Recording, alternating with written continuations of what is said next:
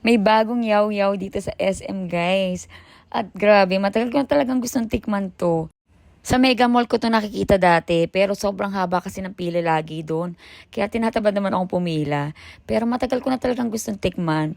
Buti na lang meron na dito sa amin malapit sa SM. Ayan, matitikman na rin namin. Ayan guys, sige nyo naman itsura pa lang, di ba? Mahilig talaga ako sa yogurt, lalo na kung may fruits. At ang ganda ng upuan nila, oh, di ba? Green na green. Ayan na si Nea, excited na yan. Ang ganda ng ngiti niya. Tuwan-tuwa si Nea dito kasi nga talagang gustong-gusto niyang tikman tong yaw-yaw. Kaya naman, ayan, natupad na rin sa wakas.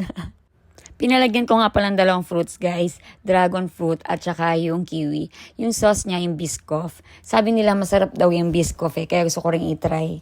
Actually, matagal ko na narinig yung Biscoff na yan. Pero ngayon ko lang talaga matitikman. Ayan guys, nakahanda na.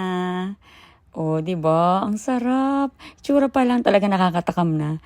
Ayan, tinikman na ni Nia. Tingin ko nasarapan naman siya. Ayan, kasi hindi naman niya sabing masarap kung di masarap. Napaka-prangka ng batang yan. Sabihin niya talaga kung masarap. At napaka-sweet niya talaga. Lagi niya akong inaalala sa tuwing kakain kami. Kasi madalas binibideo ko muna siya. Gusto niya kasi kapag kumain na siya, sasabayan ko na siya. Napakalambing na anak kong yan eh. Tingnan niyo naman guys, di ba? Ang sarap tingnan. Mahilig talaga ako sa fruits. At nung matingman ko talaga, grabe. Sobrang nasarapan ako. Ang sarap-sarap talaga itong yaw-yaw. Bakit ba ngayon ko lang ito tinikman? Ang sarap ng kombinasyon ng fruits, ng dragon fruit, kiwi, tas yogurt. Lalo na may kasamang sauce na Biscoff guys. Ang sarap talaga, grabe.